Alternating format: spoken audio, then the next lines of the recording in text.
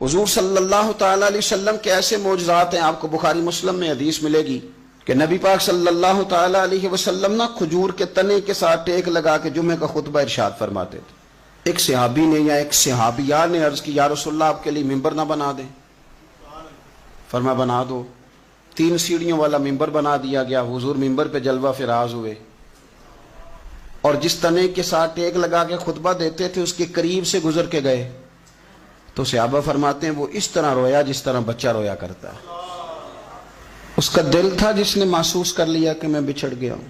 اس کی آنکھیں تھیں جس سے اس نے آنسو بہائے، اس کا سینہ تھا جہاں سے ہچکیوں کی آواز آئی تھی، کھجور کا تنا خشک، لیکن حضور قریب سے گزر گئے نا تو وہ رو پڑا کہ مجھے یہ سعادت ملتی تھی تو اب یہ کیا کیفیت ہوئی۔ صحابہ کرام علیہم رضوان فرماتے ہیں ہمیں تو سمجھ نہیں آ رہی تھی کیا ہو رہا ہے، پر جو ان سے پیار کرے وہ تو جانتے ہیں نا کون کون کرتا ہے، اور کس کی کیفیت کیا ہے اس کا بھی انہیں پتہ ہے۔ حضور منبر سے اٹھے تو صحابہ فرماتے ہیں جس طرح ماں بچے کو گود میں لے کے چپ کراتی ہے تو وہ چپ کر جاتا ہے نا، اس طرح حضور نے اسے سینے سے لگایا، اور جب تسلی دی تو وہ چپ کر گیا۔